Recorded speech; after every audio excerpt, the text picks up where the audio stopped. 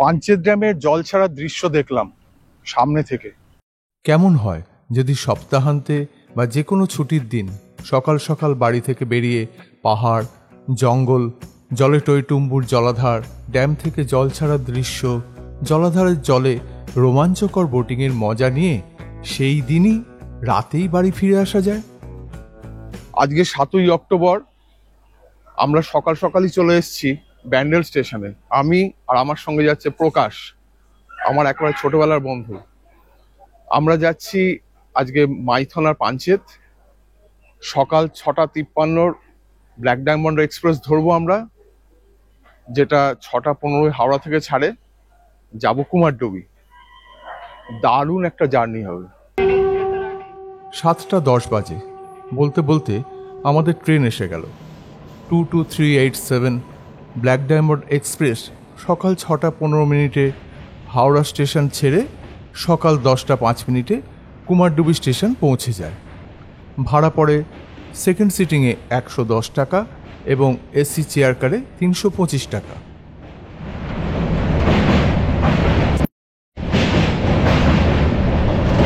আমরা চলে এলাম কুমারডুবি স্টেশনে। এবার যাব পাঞ্চেত, তারপর মাইথন। আমাদের ট্রেনটা আসার কথা ছিল 10:05, কিন্তু মিনিট 20 লেট করেছে। 10:25 এখন বাজে। বাইরে যাই, গিয়ে দেখি অটো ফটো কি পাই। এই ওভারব্রিজ পেরিয়ে 1 নম্বর দিয়ে বেরোতে হবে, তারপরে অটো স্ট্যান্ড।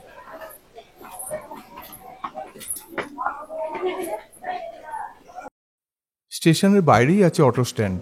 ওখান থেকে পাঞ্চেত ও মাইথন ড্যাম যাওয়ার জন্য একটা অটো বুক করে নিলাম।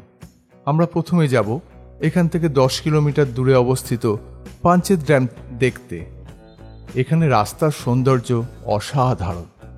যারা কলকাতা থেকে গাড়িতে আসবেন তারা বর্ধমান, দুর্গাপুর, আসানসোল হয়ে 245 কিলোমিটার দূরে পাঞ্চেত আসবেন।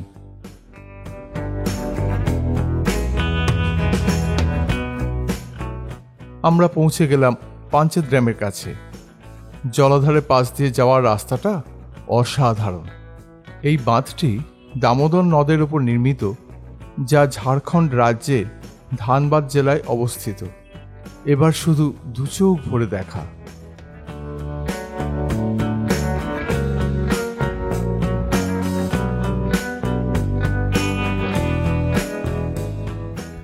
আমরা দাঁড়িয়ে আছি এখন পাঞ্চেত ড্যামের সামনে। অসাধারণ লাগছে, আর বর্ষার এই রূপ তো আলাদা।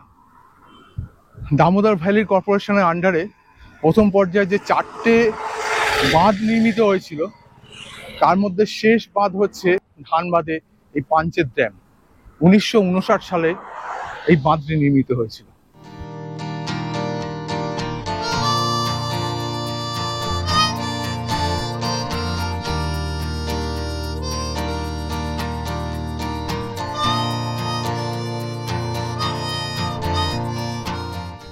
এটি হচ্ছে ড্যামের উল্টো দিক, যেখান থেকে ড্যামের জল ছাড়া হয়। তখন ড্যামের জল ছাড়া হচ্ছিল, দূর থেকেই তার দৃশ্য দেখতে পেলাম।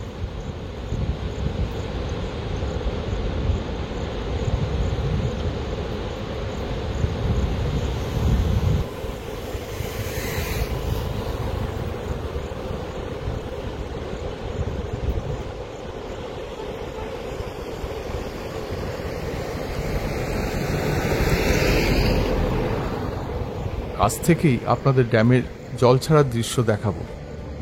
লক গেটের পাশ দিয়ে একটা সিঁড়ি নেমে গেছে, সেখান থেকে নিচে নেমে একদম কাছ থেকেই জল ছাড়ার দৃশ্য দেখা যায়।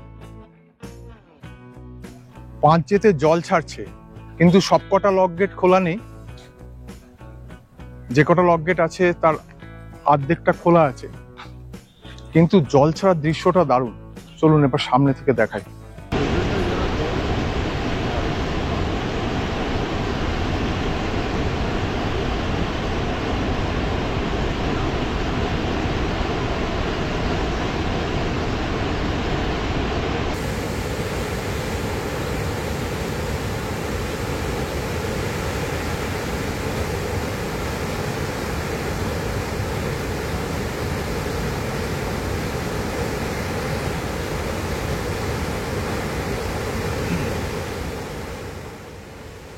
তবে এই দৃশ্য কেবলমাত্র বর্ষাকালেই দেখা যায়।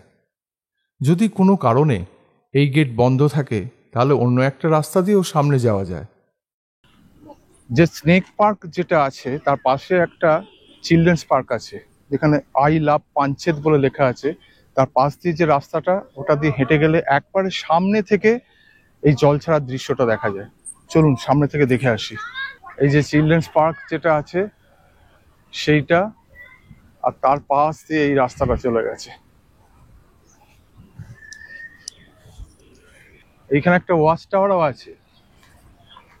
আর আমরা এই যাচ্ছি সামনে, আর সামনে প্রকাশ যাচ্ছে, হাতে আবার স্টেন গান। আমরা হেঁটে যাচ্ছি এখন সামনে। জলের আওয়াজটা নিশ্চয়ই শুনতে পাচ্ছি, মানে লক গেট থেকে জল ছাড়ছে, যা লাগছে না কি বলবো।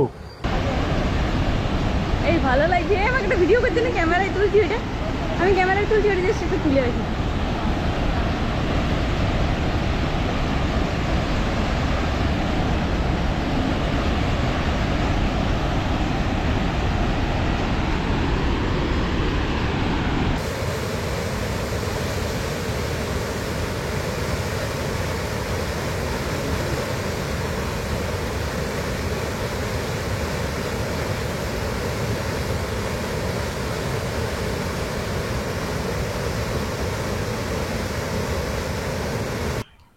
পাঞ্চেত ড্যামের জল ছাড়ার দৃশ্য দেখলাম সামনে থেকে। যদিও সবকটা লক গেট খোলা নেই, কিন্তু দারুণ লাগছিল। কেমন লাগলো রে? অসাধারণ অসাধারণ, দেখবেন এসে। এবার আমরা এগিয়ে চললাম এখান থেকে 18 কিলোমিটার দূরে অবস্থিত মাইথন ড্যাম দেখার উদ্দেশ্যে। এসে পৌঁছলাম মাইথন ড্যাম।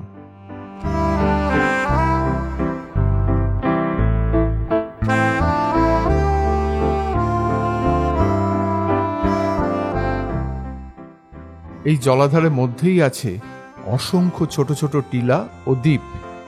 অসাধারণ দৃশ্যপট। বর্ষাকালে এই জল ঘোলাটে থাকলেও শীতকালে এর রং নীলচে হয়ে যায়। পাঞ্চেত ড্যাম আমরা গেছিলাম কুমারডুবি স্টেশন থেকে। পাঞ্চেত ড্যাম দেখে আমরা এসেছি মাইথন ড্যামে। মানে দুটো জায়গায় জল ছাড়া হচ্ছে, মানে জাস্ট অসাধারণ অসাধারণ। দারুণ দারুণ লাগবে। আপনারা আসুন, বর্ষার সময় উপভোগ করুন।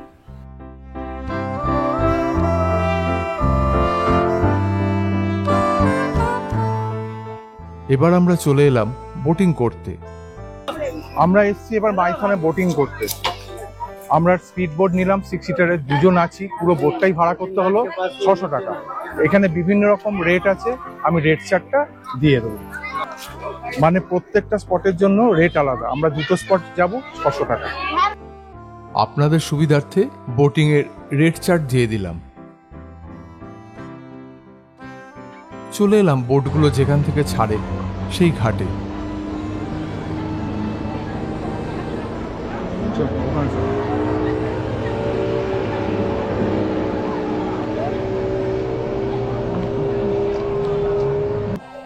শুরু হয়ে গেল আমাদের বোটিং। স্পিড বোটে আমরা যাচ্ছি, দুটো স্পট, 600 টাকা পড়বে। আমাদের জার্নি শুরু হয়ে গেল। দারুণ একটা জার্নি হবে। কেমন লাগছে রে? দারুণ দারুণ, আমরা শুরু করেছি। শুরু হলো রোমাঞ্চকর এক বোটিংয়ের অভিজ্ঞতা। এবার আর কোনো কথা নয়, শুধুই উপভোগ করি বোটিংয়ের মজা।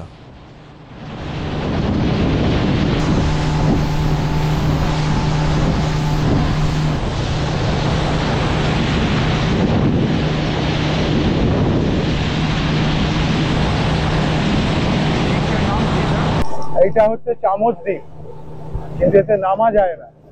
এর চারপাশটা আমরা ঘুরবো। এই চামচ দ্বীপ।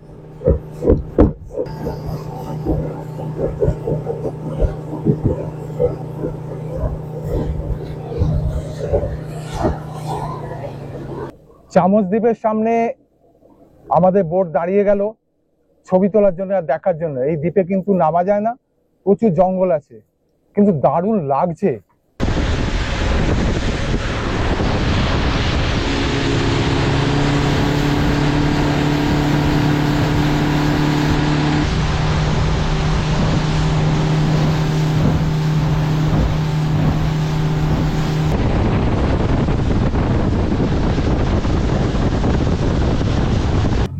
এটা হচ্ছে ড্যামের সাইড, আর এইদিকে একটা ছোট দ্বীপ আছে, ওই চামচ দ্বীপ, ওই দূরে চামচ দ্বীপ দেখা যাচ্ছে, ওখান থেকে আমরা ঘুরে এলাম। বোটিং করছি, দারুণ লাগছে, চারিদিকে পরিবেশটা দারুণ, আর তার সঙ্গে ঠান্ডা হাওয়া লাগছে, দারুণ দারুণ লাগছে। আমাদের বোটিং হয়ে গেল। পাঞ্চেত ড্যামের জল ছাড়ার দৃশ্য, মাইথন ড্যামের জল ছাড়ার দৃশ্য, মাইথন ড্যাম প্লাস বোটিং, মানে একবারে ফাটাফাটি ট্যুর।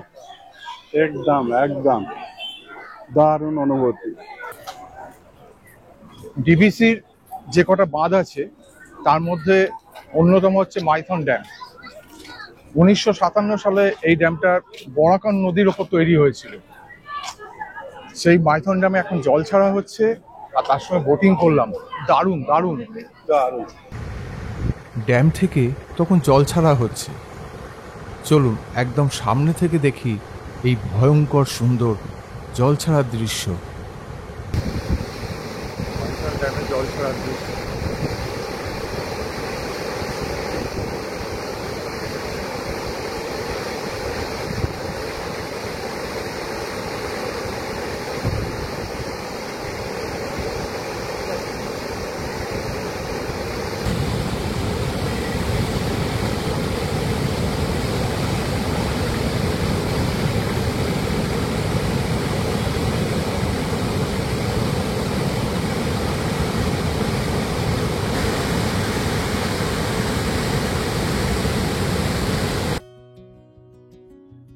এটি হচ্ছে মাইথন ড্যামের চারিদিকের দৃশ্য।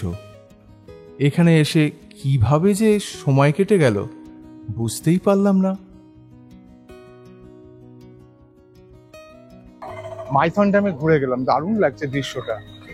একই দিনে পাঞ্চেত, মাইথন এবং খুবই কম খরচে, এবং ইচ্ছে আছে দুর্গাপুর ব্যারেজেও আজকে ঘুরে যাব। মানে আপনারা ইচ্ছে করলে বাড়ির কাছাকাছি এই জায়গাগুলো একদিনে খুব কম খরচে সুন্দরভাবে ঘুরে যেতে পারেন, খুব ভালো লাগে। মাইথন ড্যামে ঝাড়খণ্ডের এই দিকে রাস্তার দুপাশে খাবার প্রচুর হোটেল আছে।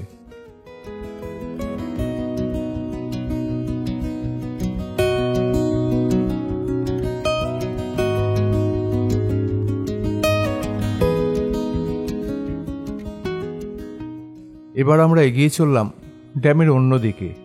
এদিককার প্রাকৃতিক সৌন্দর্য খুব সুন্দর। এদিকটা পশ্চিমবঙ্গের দিক। এদিকেও বেশ কিছু খাবার রেস্টুরেন্ট আছে।